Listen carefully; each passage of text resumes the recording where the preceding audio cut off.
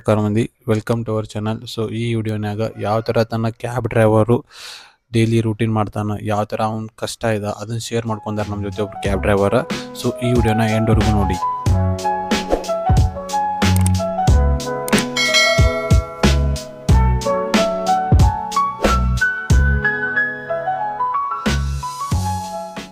ಎಲ್ಲೋ ನಮಸ್ಕಾರ ಸಾವುಕಾರ ಮಂದಿ. ಸೊ ನಾವತ್ತು ಬಂದೇವಿ ಬೆಂಗಳೂರಿಗೆ. ಇವತ್ತು ನಮ್ಮ ಜೊತೆ ಕ್ಯಾಬ್ ಡ್ರೈವರ್ ವಿನಯ್ ಅಂತ. ಸೊ ಬೇಸಿಕ್ಲಿ ಇದು ವಿಡಿಯೋ ಮಾಡೋ ಪರ್ಪಸ್ ಏನಂದರೆ, ಎಲ್ಲರೂ ಬರೀ ದೊಡ್ಡ ದೊಡ್ಡ ಮಂದಿಯವ್ರ ವಿಡಿಯೋ ಹಾಕ್ತಾರೆ. ಲೈಕ್ ಸಕ್ಸಸ್ ಆಗಿರೋ ಸ್ಟೋರಿ ಆಯಿತು, ಮತ್ತು ಅವ್ರು ಎಷ್ಟು ದುಡ್ಡು ಗಳಿಸಿದ್ರು, ಅವ್ರ ಕಷ್ಟ ಏನಿತ್ತು. ಸೊ ನಮ್ಮ ಮಿಡಲ್ ಕ್ಲಾಸ್ ಜನದ ಯಾರೂ ಹೇಳಕ್ಕೆ ರೆಡಿ ಇಲ್ಲ. ಸೊ ಆ ಬೇಸಿಸ್ ಮೇಲೆ ನಾನು ನಮ್ಮ ವಿಡಿಯೋ ಮಾಡಕತ್ತೀನಿ. ಸೊ ಇವತ್ತು ನಮ್ಮ ಜೊತೆ ಅದಾರ ವಿನಯ್ ಅವರ. ಸೊ ಅವ್ರ ಇಂಟ್ರಡಕ್ಷನ್ ನೀವೇ ಕೇಳಿ. ಸೊ ಹಾಯ್ ಅಣ್ಣ, ತುಂಬಾ ಕ್ಲೋಸ್ ಆಗಿದ್ದಾರೆ, ತುಂಬಾ ಫ್ರೆಂಡ್ಲಿ ಆಗಿದ್ದಾರೆ. ಫಸ್ಟ್ ವಿಡಿಯೋ ಮಾಡೋಣ ಅಂದ ತಕ್ಷಣ ಹೂ ಅಂದಿದ್ದಾರೆ. ಸೊ ಸಪೋರ್ಟಿವ್ ಆಗಿದ್ದಾರೆ. ನನ್ನ ಹೆಸರು ವಿನಯ್ ಕುಮಾರ್ ಅಂತ ಹೇಳಿ.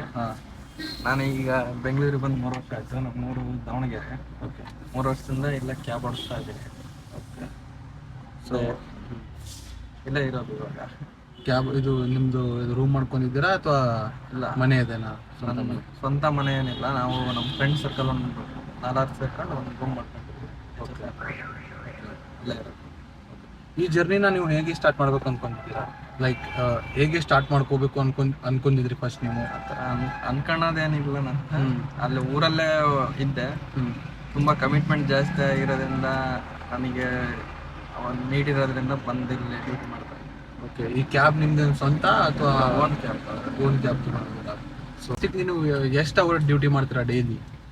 ಡೈಲಿ ಬೆಳಗ್ಗೆ ಒಂದು 9 ಗಂಟೆಯಿಂದ ರಾತ್ರಿ 12 ಗಂಟೆ ತನಕ ಮಾಡ್ತೀರಾ? ಓವರ್ ಟೈಮು ಇದು ಓವರ್ ಟೈಮು ಆಗುತ್ತೆ. ನಾವು ಒಟ್ಟಿಗೆ ನಮ್ದು ಟಾರ್ಗೆಟ್ ಮಾಡ್ಬೇಕಂತ ಇತ್ತಂದ್ರೆ ಕೆಲವೊಂದು ಟೈಮ್ ಆಗೋದಿಲ್ಲ.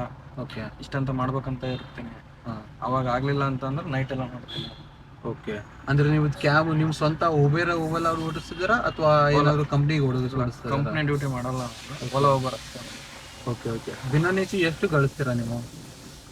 ಡಿಪೆಂಡ್ ಅಪಾನ್, ಹೇಳಕ್ ಬರಲ್ಲ. ಒಂದೊಂದು ಟೈಮ್ ಜಾಸ್ತಿ ಆಗ್ಬಿಡುತ್ತೆ. ಅವರೇಜ್ ಆದರೆ ಎಷ್ಟಾಗುತ್ತೆ ಅಂತ? ಅವರೇಜ್ ಒಂದು 2 ರಿಂದ 3 ಸಾವಿರ ತನಕ ಆಗುತ್ತೆ ಡೈಲಿ. ಡೈಲಿ. ಓಕೆ, ಅದರ ಡೀಸೆಲ್ ಎಲ್ಲ ಬರುತ್ತೆ. ಓಕೆ, ಡೀಸೆಲ್ಲು ನಮ್ಮದು ಊಟ ಓಕೆ, ಎಲ್ಲ ಬರುತ್ತೆ. ಅದು ಬಿಟ್ಟು ಮತ್ತೆ ಒಂದೊಂದು ಟೈಮ್ ಜಾಸ್ತಿನೇ ಆಗ್ಬೋದು. ವೀಕೆಂಡ್ ಆ ಥರದ್ದಿಂದ ಜಾಸ್ತಿ ಆಗುತ್ತೆ. ಇಲ್ಲ ನಾರ್ಮಲ್ ಟೈಮ್ ಇತ್ತೀಚೆಗಂತೂ ತುಂಬ ಕಡಿಮೆ ಆಗಿದೆ. ಇವಾಗಂತೂ ಸಿಕ್ಕಾಪಟ್ಟೆ ಕಷ್ಟ ಆಗಿದೆ. EMIಗೆ, ಗಾಡಿ ಮೇಂಟೆನೆನ್ಸ್ಗೆ, ಓಕೆ, ಆಗ ರೇಂಜಿಗೆ ಇದೆ. ಓಕೆ. ಮಂತ್ಲಿ EMI ಎಷ್ಟು ಹೋಗುತ್ತೆ ನಿಮ್ಮದು ಗಾಡಿಗೆ? ನಮ್ಮದು ಒಂದು 15-16 ಸಾವಿರ ರೂಪಾಯಿ ತನಕ. 16,000 ರೂಪಾಯಿ EMI. ಓಕೆ. ಈ ಸೆಕೆಂಡ್ ಹ್ಯಾಂಡ್ ತಂದಿದ್ದ ಫಸ್ಟ್ ಹ್ಯಾಂಡ್? ಇಲ್ಲಿ ಸೆಕೆಂಡ್ ಹ್ಯಾಂಡ್. ಇದು ETS ಹೊಸದು ಸ್ಟಾಪ್ ಆಗಿದೆ ಅಲ್ಲ, ಹಾಂ, ಹಂಗಾಗಿ ETS ಬೇಕಂತಂದೇಳಿ ಸೆಕೆಂಡ್ ಸ್ವಲ್ಪ. ಓಕೆ. ನಿಮಗೆ ಲೈಕ್ ತುಂಬಾ ಇಮೋಷನಲ್ ಅದು ಏರಿಯಾ ಅಂದ್ರೆ ಡ್ರೈವಿಂಗ್ ಮಾಡಕ್ಕೆ ಇಷ್ಟ ಆಗೋದು ಏರಿಯಾ ಅದೇ. ಟ್ರಾಫಿಕ್ ಬಗ್ಗೆ ಏನು ಅನ್ಸುತ್ತೆ ನಿಮಗೆ? ಟ್ರಾಫಿಕ್ ಎಲ್ಲ ಕಡೆ ಬೆಂಗಳೂರು ಫುಲ್ ಟ್ರಾಫಿಕ್ ನನಗೆ ಇಷ್ಟ ಆಗಲ್ಲ. ನೈಸ್ ರೋಡ್ ಹೊಡೆಯೋಕೆ ಇಷ್ಟ ನಮಗೆ. ನೈಸ್ ರೋಡ್ ಹೊಡೆಯೋದಿದ್ರೆ ಇಷ್ಟ ನಮಗೆ. ಅಲ್ಲಿ ಟ್ರಾಫಿಕ್ ಇರಲ್ಲ, ಬೇಗನೆ ಹೋಗ್ಬಿಡ್ಬೋದು ಅಂತಂದು. ಓಕೆ. ಈ ಏರ್ಪೋರ್ಟ್ ಡ್ಯೂಟಿ ಮಾಡೋಕೆ ಇಷ್ಟ. ಏರ್ಪೋರ್ಟ್ ಡ್ಯೂಟಿ ಅಂತಂದ್ರೆ ಇಲ್ಲಿಂದ ಹೋಗಕ್ಕೆ ಇಷ್ಟ, ಅಲ್ಲಿಂದ ಬರೋಕೆ ನರ್ಕ ನೋಡ್ಕೊಂಡ್ ಬಂದಂಗೆ ನಾವು ಒಂಥರ ಕಷ್ಟ. ಆ ಕಷ್ಟ ಅನ್ನೋದ್ರಿಂದ ಡ್ರೈವಿಂಗ್ ಮಾಡೋದು ಕಷ್ಟ ಇಲ್ಲ ನನಗೆ. ಓಕೆ. ಅಮೌಂಟ್ ಸಿಕ್ಕಾಪಟ್ಟೆ ತುಂಬಾನೇ ಕಮ್ಮಿ ಕೊಟ್ಬಿಡ್ತಾನೆ. ಅಲ್ಲಿಂದ ಬರೋದು ಡೀಸೆಲ್ ಸತಿ ಕೆಲವೊಂದು ಟೈಮ್ ಆಗಲ್ಲ. ಆ ರೇಂಜಿಗೆ ಇರುತ್ತೆ. ಅಲ್ಲಿಂದ ಪಾರ್ಕಿಂಗ್ ಚಾರ್ಜಸ್ ಅವ್ನು ಕೂಡ ಕಮಿಷನ್ ಮುರ್ಕೊಂಡು ನಮಗೆ ಏನು ಉಳಿಯೋದಿಲ್ಲ. ಏರ್ಪೋರ್ಟ್ ಬಂದಿರೋದು ಇಲ್ಲಿಂದ ಹೋಗೋದು ಒಂದು ರೇಂಜಿಗೆ ಪರವಾಗಿಲ್ಲ, ನಡೆಯುತ್ತೆ. ಓಕೆ.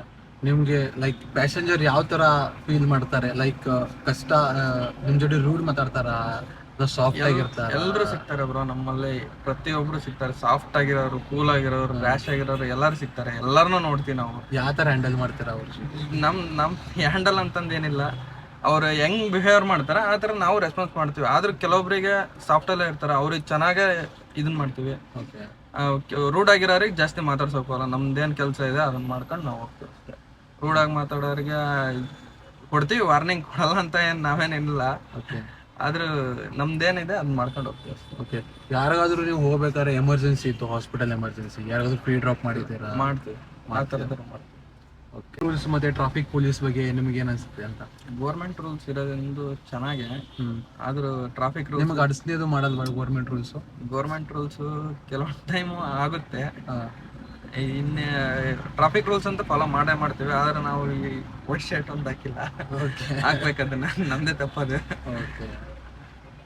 ಆದ್ರೆ ಹೋಗ್ತೇವೆ ಕೆಲವೊಂದು ಟೈಮ್ ಮೂವಿಂಗ್ ಇದ್ದಾಗ ಪಾಸ್ ಆಗ್ಬಿಟ್ವಿ ಅಂದ್ರೆ ಫೈನ್ ಬಂದಿದ್ದಾವೆ. ಓಕೆ ಈಗ ಆಂಬುಲೆನ್ಸ್ ಬಂದಿರುತ್ತೆ, ನಾವು ಮೂವ್ ಮಾಡಿರ್ತೀವಿ, ಆದ್ರೂ ಫೈನ್ ಬರುತ್ತೆ ನನ್ನ ಗಾಡಿ ಜಂಪಿಂಗ್ ಟ್ರಾಫಿಕ್ ಸಿಗ್ನಲ್ ಅಂತಂದೇಳಿ. ಆಂಬುಲೆನ್ಸ್ ಇದ್ರು ಕೂಡ ಬ್ಯಾಕ್ ಸೈಡ್ ಇದ್ದಾಗ ನಾನು ಮೂವ್ ಮಾಡಿರ್ತೀನಿ ಅಂದ್ರೂ ಜಂಪಿಂಗ್ ಟ್ರಾಫಿಕ್ ಅಂತಂದೇಳಿ ಬಂದಿರುತ್ತೆ.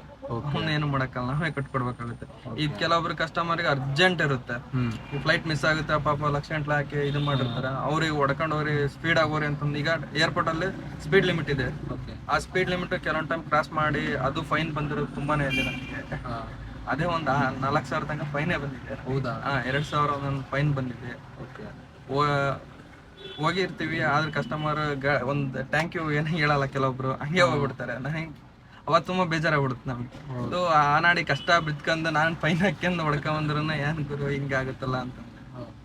ಮತ್ತೆ ನಿಮ್ಗೆ ನೈಟ್ ಡ್ರೈವಿಂಗ್ ಲೈಕ್ ಯಾವ ತರ ಸೇಫ್ಟಿ ಅನ್ಸುತ್ತೆ? ನೈಟ್ ಡ್ರೈವಿಂಗ್ ಮಾಡಿದ್ರೆ ನೈಟ್ ಡ್ರೈವಿಂಗ್ ಮಾಡ್ತಾ ಇರ್ತೀವಿ.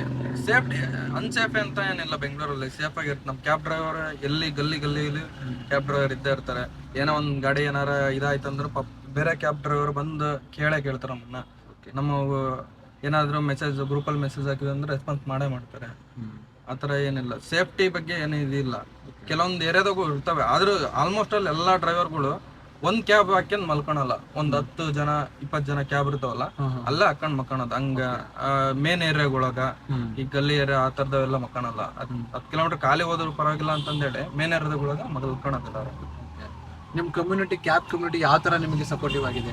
Like home on the way ನಿಮ್ಗೆ ಏನಾದ್ರು ಗಾಡಿ ಡ್ಯಾಮೇಜ್ ಆಯ್ತು, ಯಾವ ತರ ಸಪೋರ್ಟ್ ಮಾಡ್ತಾರೆ ಅಂತ?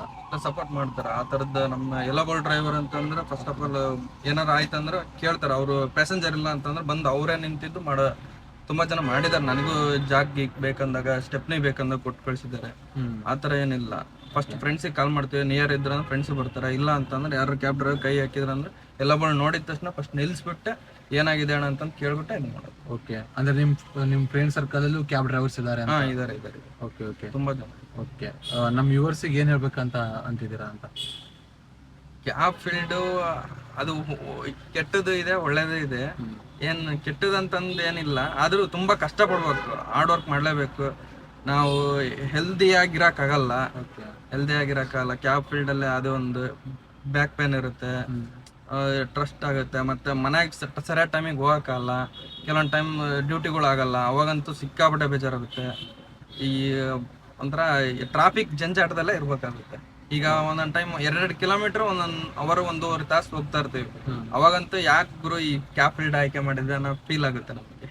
ಓಕೆ, ನಮ್ಮ ಚಾನೆಲ್ ಬಗ್ಗೆ ಏನಾದ್ರು ಹೇಳಕ್ ಇಷ್ಟಪಡ್ತೀರಾ ಅಂತ? ಚಾನಲ್ ತುಂಬಾ ಚೆನ್ನಾಗಿ ಬೆಳಿಲಿ ಅಂತ ಇಷ್ಟಪಡ್ತೀನಿ. ಇನ್ನು ಬೆಳೆದು ಸಬ್ಸ್ಕ್ರೈಬರ್ ಬಹಳ ಜನ ಆಗ್ಲಿ ಅಂತ ಇಷ್ಟಪಡ್ತೀನಿ. ಓಕೆ, ಸೊ ನೋಡಿದ್ರಲ್ಲ ವೀಕ್ಷಕರೇ, ಯಾವ ತರ ಕ್ಯಾಬ್ ಡ್ರೈವರು ಯಾವ ತರ ದಿನ ಕಷ್ಟಪಡ್ತಾರೆ, ಎಷ್ಟು ಗಳಿಕೆ ಮಾಡ್ತಾರೆ ಅಂತ. ಸೊ ಮತ್ತೆ ಸಿಗೋಣ ಮುಂದಿನ ವಿಡಿಯೋದಲ್ಲಿ. Thank you. ನಿಮಗೆ ಈ ವಿಡಿಯೋ ಇಷ್ಟ ಆಗಿದ್ರೆ ಲೈಕ್, ಶೇರ್ ಮತ್ತು ಸಬ್ಸ್ಕ್ರೈಬ್ ಮಾಡಿ. ಎಲ್ಲ ಗ್ರೂಪಿಗೂ ವಿಡಿಯೋ ಕಳಿಸಿ. ಪ್ರತಿಯೊಬ್ಬ ಮಿಡಲ್ ಕ್ಲಾಸಿಗೂ ಈ ವಿಡಿಯೋ ರೀಚ್ ಔಟ್ ಆಗಬೇಕು.